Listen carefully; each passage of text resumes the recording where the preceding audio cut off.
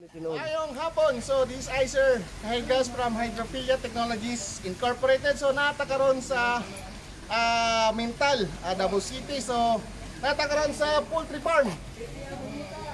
Poultry farm. O pat mo siya sa tunnel bed.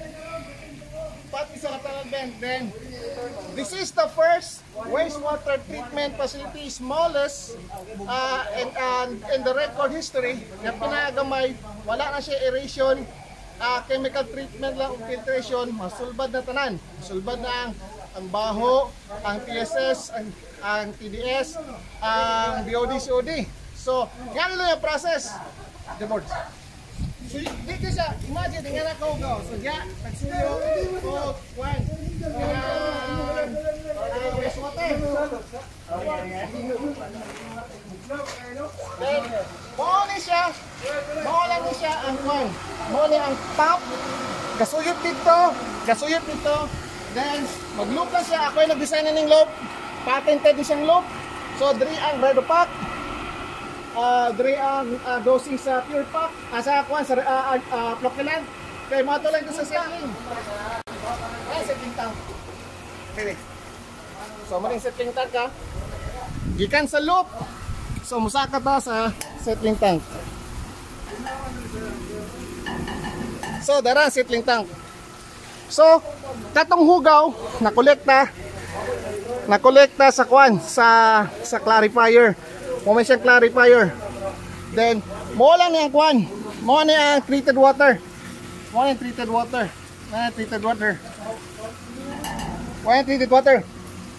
So, mo na siya.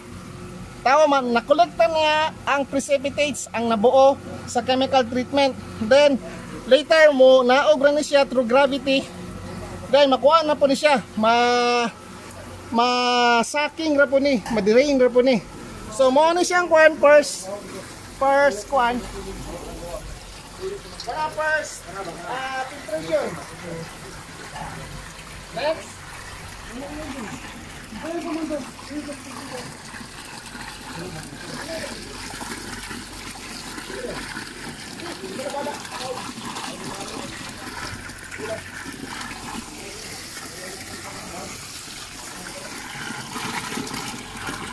Water siya din.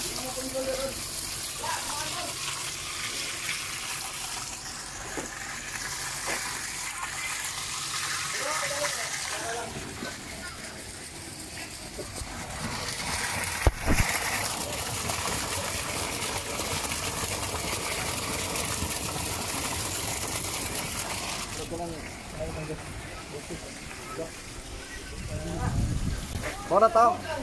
Ang dosing pump. Mo na yung dosing sa coagulant, mo na yung dosing sa floculant. Kani sa chlorine, so wala pa may nagamit chlorine karon. Then, imagine, tarawan yung kahunggaw ha. Tingnan kahunggaw. Then, mo na yung sa resulta karon. Nga pa. Oh. Inga siya katinaw. Tinaw kayo, ako may baho. Simuton! Why baho? Inom mo ta. Giinom ha? Giinom yung tataw. Giinom ha? So, masulbad ko siya. Masulbad. So, yung ano lang yung kamay. So, sa tanang, poultry growers, pati hog raisers sa Tibok, Pilipinas, kaya na mo sulbaron ang inyong wastewater in a very cheapest way. In a cheapest na po nga